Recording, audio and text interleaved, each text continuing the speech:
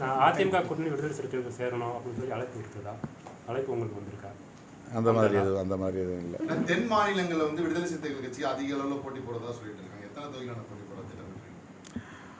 கர்நாடகாவில் 3 தொகுதிகளிலும், ஆந்திராவில் 3 தொகுதிகளிலும், தெலுங்கானாவில் 3 தொகுதிகளிலும் போட்டியிடுவதற்கு தோழர்கள் முன் வந்திருக்கிறார்கள். கேரளாவிலே 2 தொகுதிகளில் போட்டியிட திட்டமிட்டிருக்கிறோம்.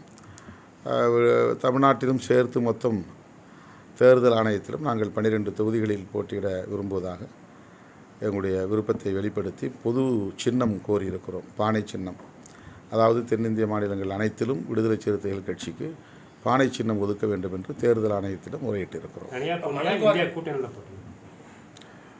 திமுகவை இது தமிழ்நாட்டை பொறுத்தவரையில் நாங்கள் கூட்டணியில் பேச்சுவார்த்தை நடத்தக்கூடிய அளவுக்கான ஒரு இடத்தை பெற்றிருக்கிறோம்.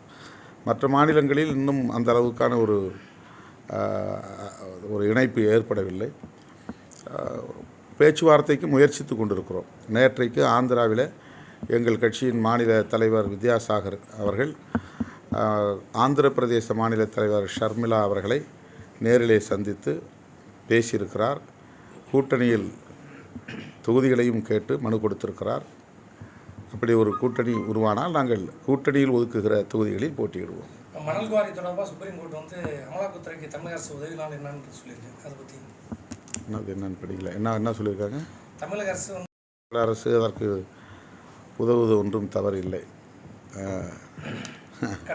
சமூக நீதி கணக்கெடுப்பு கொடுத்து தமிழக அரசு எடுக்கணும்னு சொல்லி பரவலாக பேச்சு இருக்காது. சாதிவாரி ஏற்கனவே நாங்கள் தீர்மானம் நிறைவேற்றியிருக்கிறோம். சாதிவாரி கணக்கெடுப்பை நாங்கள் விடுதலை சிறுத்தைகள் கட்சி ஆதரிக்கிறோம்.